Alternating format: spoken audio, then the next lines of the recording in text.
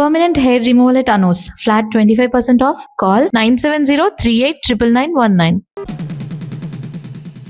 అయ్యగారు చిన్నయ్య గారు కోపంగా వస్తున్నారండి. మీరు చెప్పారని సైకిల్ లాక్కున్నానుగా కొట్టానికి వస్తున్నారేమోనండి.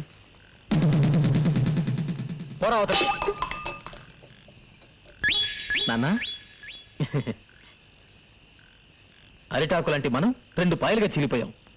గంధపు చెక్క లాంటి నువ్వు గంధక ముక్కలా మంటలు కక్కుతున్నావు. దీనికి కారణం ఏమిటని 2 రోజులుగా ఆలోచించాను. నువ్వు చెప్పింది నిజమేనా?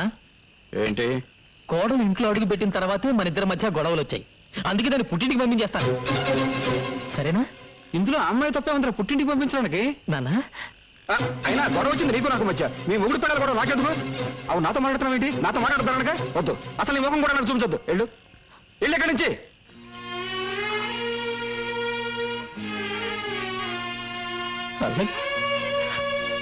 వాడి రక్తంలోనే మీరున్నారు. మీరు దూరం చేసుకుంటే మాత్రం వాడు దూరం అవుతాడా? అవ్వాలి, అయి తీరాలి. అయ్యేటట్టుగా చేస్తాను. మీ అందరికీ స్వాగతం, సుస్వాగతం. ఈ ఏడాది మన గ్రామంలో జరుగుతున్న ఎడ్ల పందాల్లో పాల్గొనడానికి ఎన్నో గ్రామాల నుంచి ఎడ్ల బండ్లు వచ్చాయి. గత 5 ఏళ్లుగా వరుసగా ఛాంపియన్షిప్ గెలుచుకుంటున్న ముద్దు కృష్ణ ప్రతిసారి ఆయన్ని ఓడించాలని విశ్వ ప్రయత్నం చేస్తున్న మదన్ గోపాల్. ఈసారి మనోడు ఖచ్చితంగా గెలుస్తాడు. మీరేం బాధపడకండి, అదంతా నేను చూసుకుంటాను. ఏంటి చూసుకుంటుంది నీ మాత్రం? ఆ విశ్వ బీజాన్ని 4 నెలల క్రితం ఆడు దొడ్లో పాతించాను రా.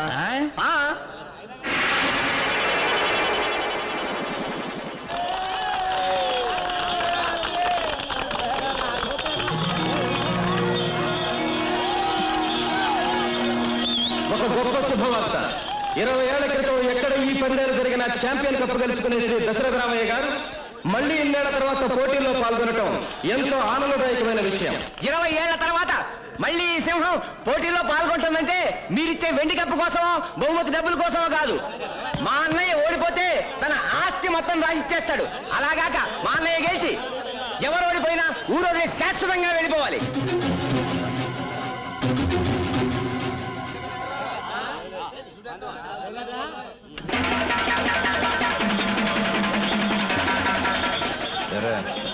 ఇంకా వెళ్ళలేదా?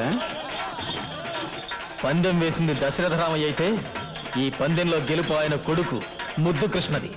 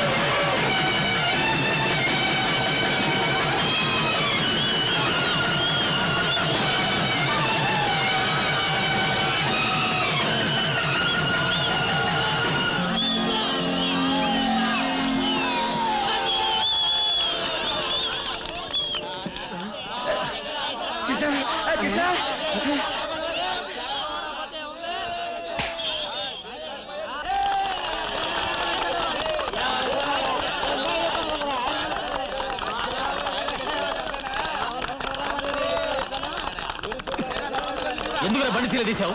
ఎవరా తీమని చెప్పింది? మీ నాన్నగారే చెప్పారండి.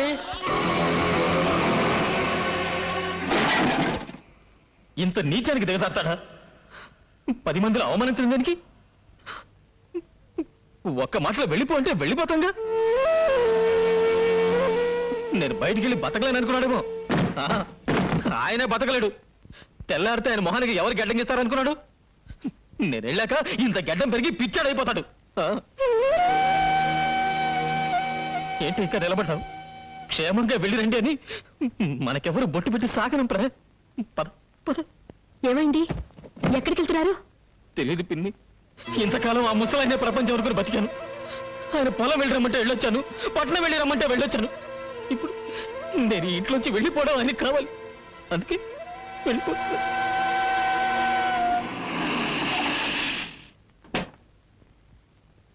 అమ్మగారు మిమ్మల్ని ఇద్దరిని తీసుకురమ్మన్నారమ్మా.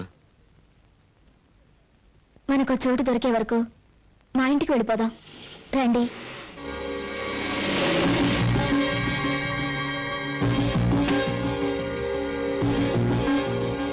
కోడలి కోసం తన కొడుకునే దూరం చేసుకున్న ఆ తండ్రి మంచితనాన్ని అపార్థం చేసుకోకమ్మా. ఈ కోడలమ్మ కోసమే తోడు నీడ ఆశలే వేడకుంటే దారి లేదని ఆ తూరు పిల్టి పొద్దు పడుపు పడమటిల్టి కళ్ళకుంటే ఎన్నెలమ్మ ఆడలేదని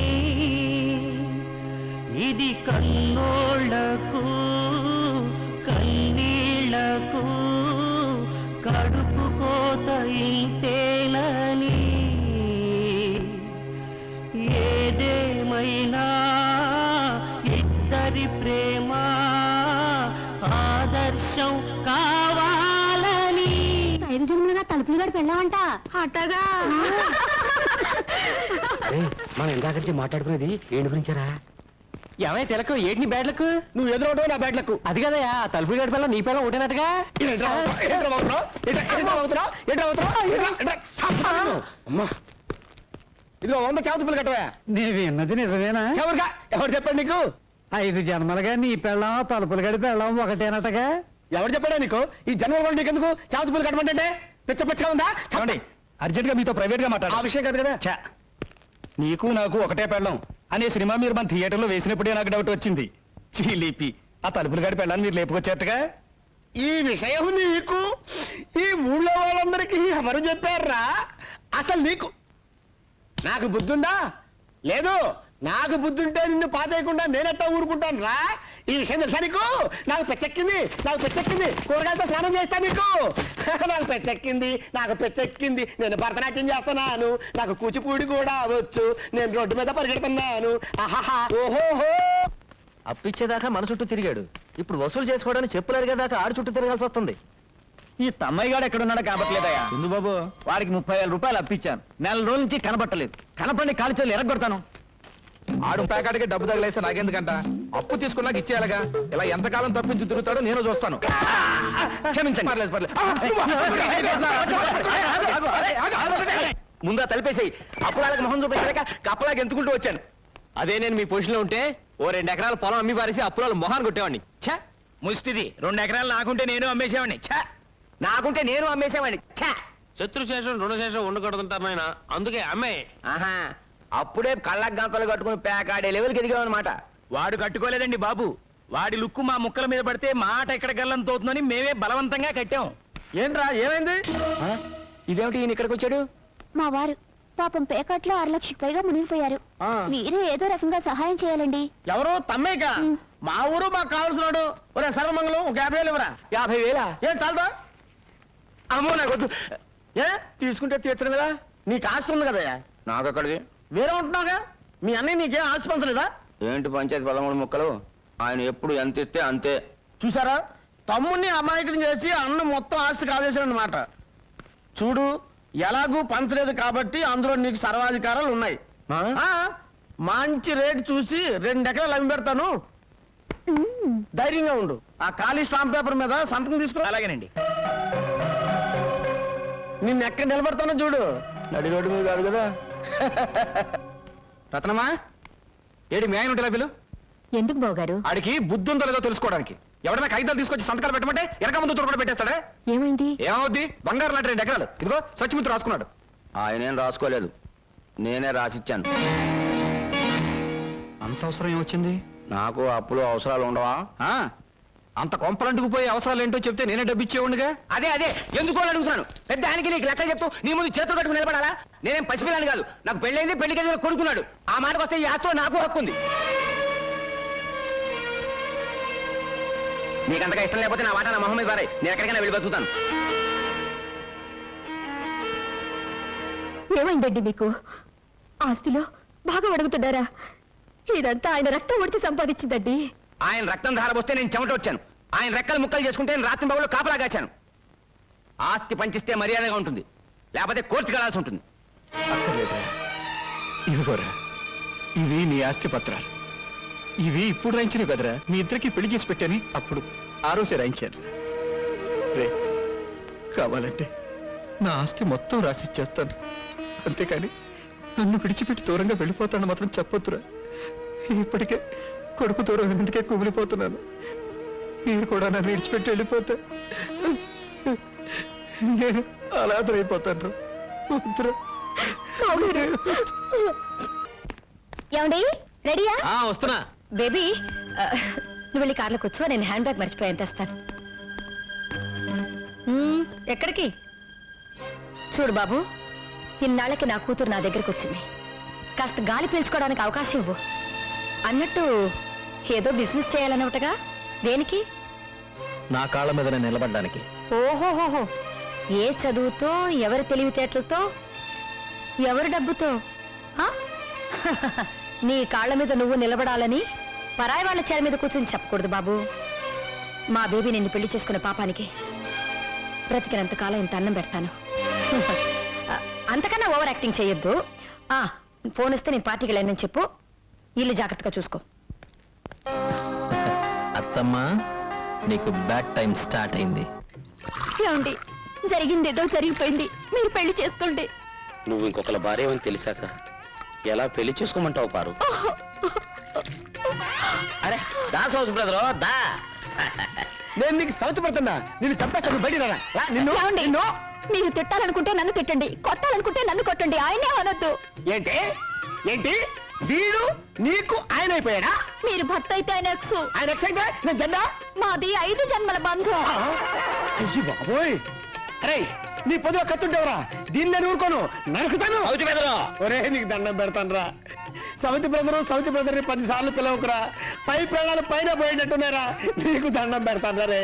సరే బెదరు, నువ్వేమన్నా అనాలనుకుంటే నన్నను, కానీ నా పారును మాత్రం ఏమీ అన. నువ్వు కూడా పారనే పిలుస్తున్నావురా? అవును బెదరు, దాన్ని ఒక్క మాటన్నా నేను భరించలేను. ఓహో, అలా డిసైడ్ అయిపోయారు ఇద్దరు? అవును. పారును జాగ్రత్తగా చూసుకోవాల్సిన బాధ్యత నీకంటే నాకే ఎక్కువ ఉంది. అలాగా? అవును. 2 అడుగులు కిందకైనా ఆయన అలాగే 2 అడుగులు అయి చాలు.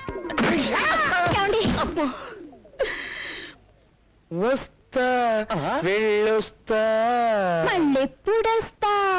రేపు సందేళ్లకొస్తా. కోస్తా, నీ పీక కోస్తా. చూస్తానంటే నువ్వు పద లోపలికి.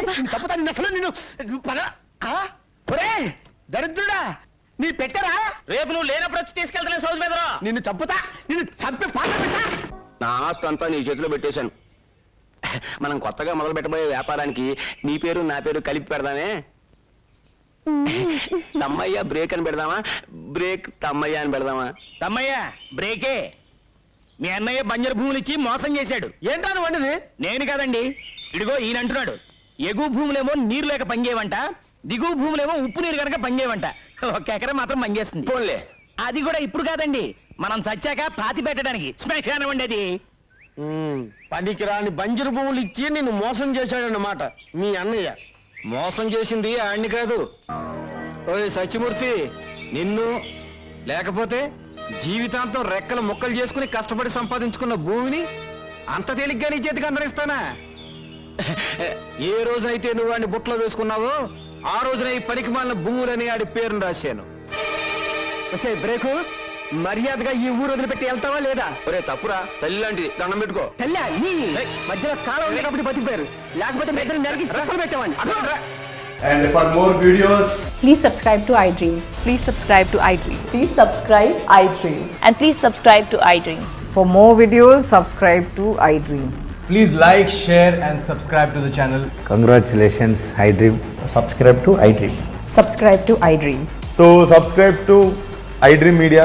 iDream ki iDream team andarki huge congratulations. Please subscribe iDream Media. Please subscribe to iDream. Subscribe iDream. Please subscribe to iDream.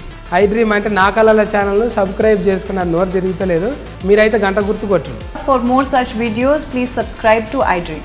Subscribe to iDream. Please subscribe to iDream. Please subscribe iDream Media. Please do subscribe to iDream. Please subscribe to iDream Media. For best entertainment and information, please subscribe iDream. And don't forget to subscribe to iDream.